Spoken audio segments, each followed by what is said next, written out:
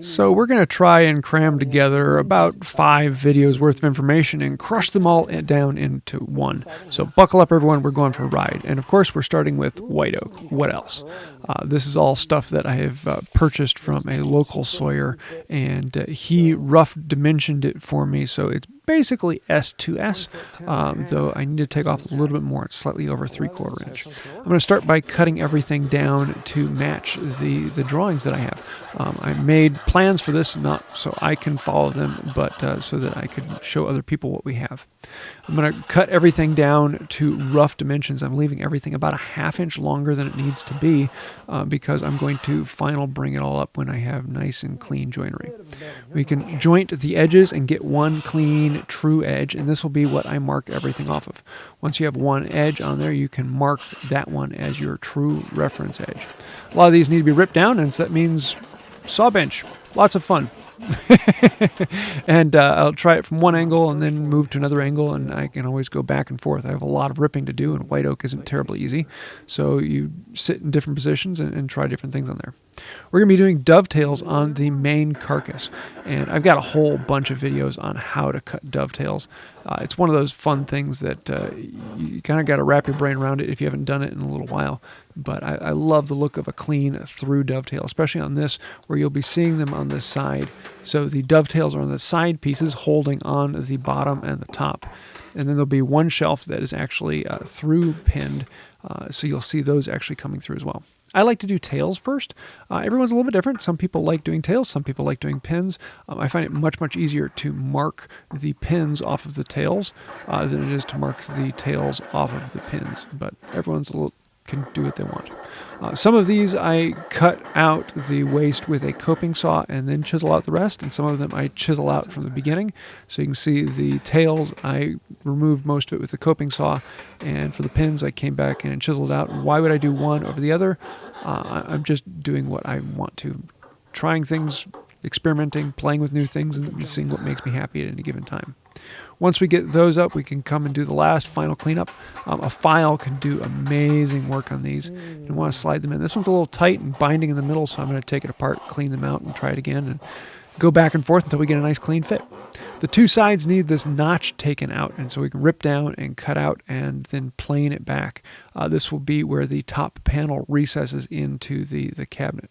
And so I'm going to use the chisel like a plane so I can get in there. Now I do have a chisel plane, but why use a chisel plane when you've got a chisel?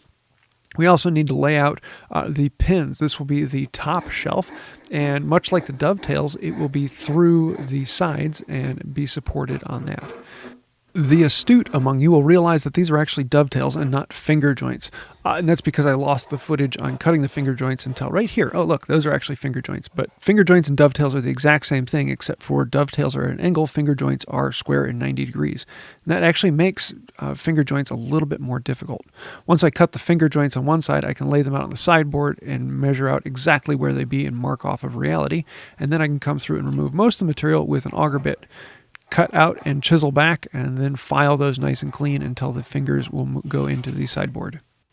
We need to cut a groove into the sides and into the bottom that we will fit a back into this. Originally, I wasn't going to put a back on it because the wall is enough of a back, but I got enough people talking to me that I'll put a back into it. So we're going to cut a 1/4 by 1/4 by 1/4 groove for the back to go into.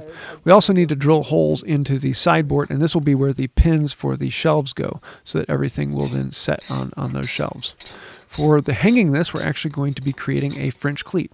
And so I can use my vise to hold it at 45 degrees and then get a nice 45-degree cut on this. I'm going to make 2 of these that nest into them. One is attached into the body with this tenon, and we'll then cut a mortise into the side frame for that to fit into, and the other one is mounted to the wall.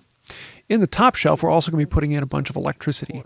This is so I can charge things that are inside the cabinet, and as well as have a lighting for the cabinet above and the lit mirror. So we need to have a place for all of that electricity to go. So I'm going to mark out where everything is for this box to go into, and then I'm going to bore a bunch of holes cross grain at either end of where the box will be and remove the waste in between. I could come in with a turning saw once I have one hole, but I find this to be far more fun. I mean, just look at those curls. That is pure enjoyment there and a lot of fun. Then once we get most of it, pop goes the weasel. I really like this part. This is anytime I get to remove large chunks with a chisel, it's incredibly enjoyable. Take everything back to the line, and then we can move on to the back itself. Originally, I was going to resaw material to make the back solid, but I've got 1/4-inch plywood with an oak face, so why not use it? And it goes much, much easier. Yes, you can make it solid, but it's really not going to do that big a thing on there. Before actually doing the glue up on it, I want to make sure that I get a good, clean finish planing on all of the inside surfaces. It makes it so much easier later, so I'm just coming back and cleaning up some of the glue squeeze out rather than actually planing the surfaces. We can make sure we have the back in place and then clamp it. Why do you want to make sure the back is in place? Because you're not going to be able to get it in afterwards. I can use pinch rods to go corner to corner and figure out exactly where I need to square this up. And once the pinch rods match from corner to corner, I know it's good and square and true, and we can set it aside to dry.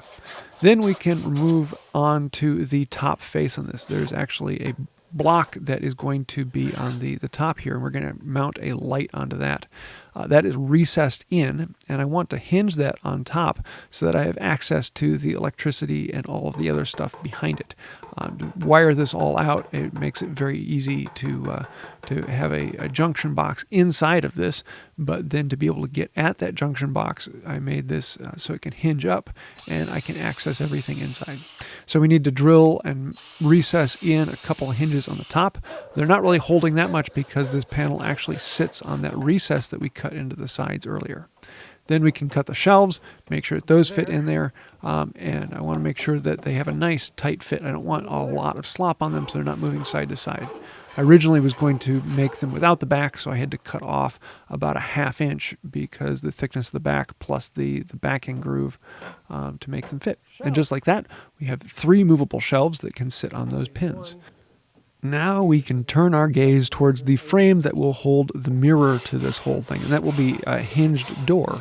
And I want to recess the mirror into it, and I want to try something a little different. Normally what I would do is I would laminate 2 pieces together and then recess the mirror into that. And I thought, I'm going to make a rabbit, and this rabbit is going to be a 1/2 inch deep by 2.5 inches, and big rabbit. And so I decided to actually saw it out, and that was a lot of fun, and I enjoyed that method, and I think I'm going to do that again in the future. Once we get that done, we need to shoot them all to 45 degrees and make sure that this will all fit, and then glue those up into a panel. And the nice thing is, once you get one done, you only have 7 more corners to go.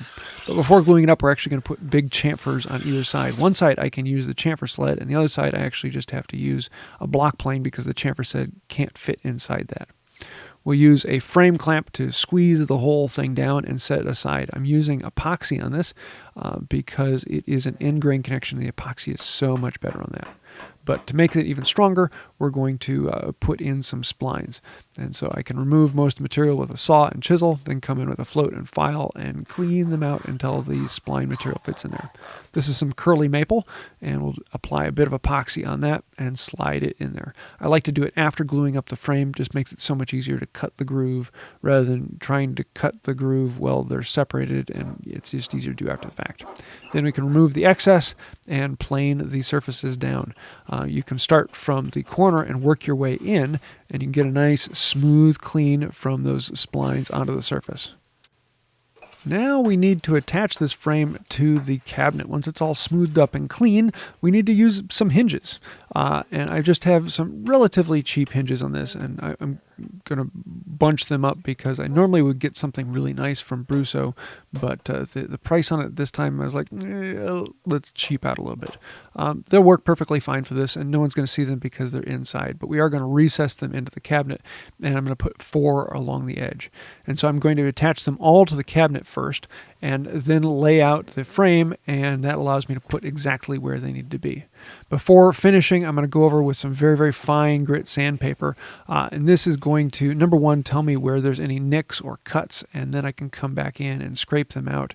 I really like that, but also with oak, it works some dust into the grain, so you get a little deeper penetration in there. The dust will actually wick it down into the pores a little bit more. I've got a live video if you want to see that, actually showing it under a microscope. It's kind of cool. But for the actual finish on this, we're going to be using Rubio Monocoat.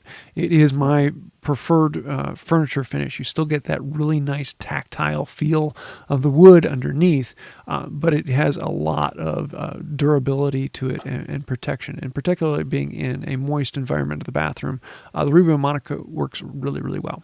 So then we can mount the frame, and this actually gets some screws that go through this and then self-tap into the aluminum rail that runs around this mirrored frame. The frame is both heated and lit, so it has a wire inside that needs to be routed and then put into the cabinet. I have links as well to all of the hardware I'm using, as well as the whole build series if you want to go back and see this whole thing in detail. Then we can start wiring it up. You can see how this electrical box goes into here, and that'll be the junction for everything to do. Welcome to my tiny little bathroom that has no light at the moment because this is the light. We're going to line everything up with this French cleat, and I want to level this out and make sure this is hanging well. And then this will slide over and just hang on the French cleat. And I love how easy and simple that is, and just hangs on the wall. Incredibly solid, and I have it going into 2 different studs. Then we can bring the door over and screw that on, put in the shelves, and do all the last minute wiring, and then we can test it out. And yeah, there it goes.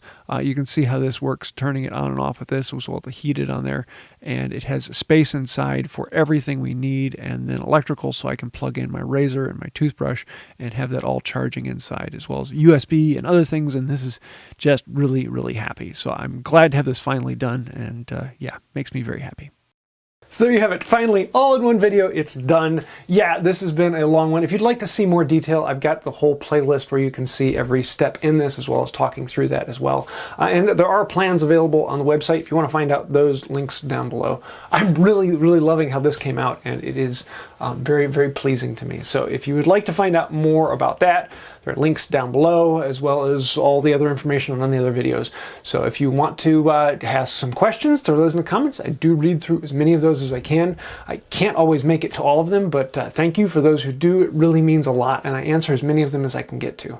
So if you want to help out with that, then think about like, comment, share, subscribe. Or you could go really big, far, and beyond and join one of these people over here. Those are some of the patrons on Patreon, because without patrons or members, we wouldn't exist. We are completely sponsored by you guys. Just like public radio, thank you. You guys are the ones that make this happen, and we wouldn't be here without you. So if you'd like to help out with that, find out more about that down below. You know how to do that. I think that'll do it for now. And until next time, have a wonderful day. Oh no, I've been framed.